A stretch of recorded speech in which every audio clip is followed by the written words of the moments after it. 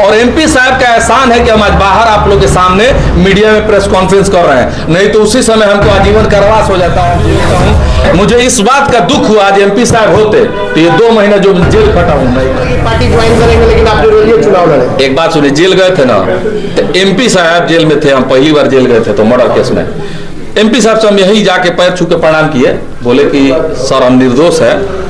उन्होंने 100 आदमी के सामने गेट पे मुलाकाती में कहा कि जीवन निर्दोष है, इसको बरी कराना है, 100 आदमी के सामने। और उन्होंने मुझे जेल से बाहर निकला। मैं आज भी बोलता हूं, मुझे इस बात का दुख हुआ, आज एमपी साहब होते तो ये 2 महीना जो जेल खटा हूं नहीं खटता, मुझ पे FIR नहीं होता, क्योंकि सिवान में नेतृत्वकर्ता की कमी है। सिर्फ यहाँ जलसाजी और छली का राजनीति है, जिस छली और जलसाजी के चलते सिवान का डेवलपमेंट नहीं हो रहा है। सिर्फ नेता आपस में उलझ रहे हैं, जुमलेबाजी कर रहे हैं, झूठ बोल रहे हैं, सच बोल रहे हैं, ऐसी में राजनीति चल रहा है। कभी दंगा, देखिए होली कितना बढ़िया बना।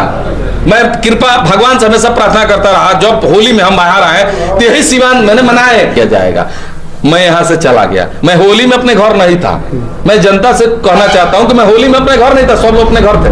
कारण कि भाई कोई कांड होगा फंस जाऊंगा, इससे अच्छे चले जाते हैं बाहर से होली बीत गया चले आए, तो कब तक हम भागेंगे। चलिए, पार्टी ज्वाइन करना जरूरी है या मजबूरी है जीवन यादव का? जरूरी है। आपने अभी एक बात कही है कि हम जेल गए थे पहली बार तो दिवंगत साहबुद्दीन साहब ने कहा कि जीवन यादव निर्दोष है, इनको बाहर निकालो।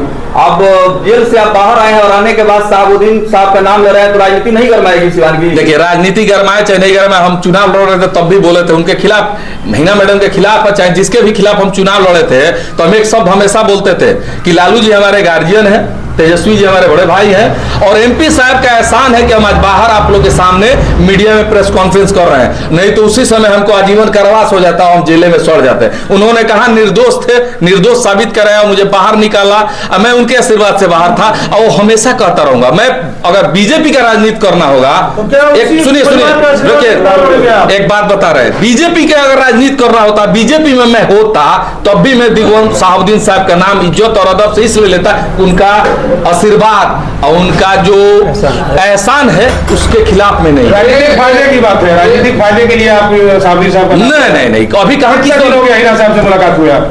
चुनाव के बाद से तो मैं किसी से नहीं मिला हूँ। आप तो खुल के सर विरोध में थे चुनाव। अरे भाई, चुनाव देखिए, चुनाव बाप बेटा लड़ता है ना तो विरोधे में लड़ता है।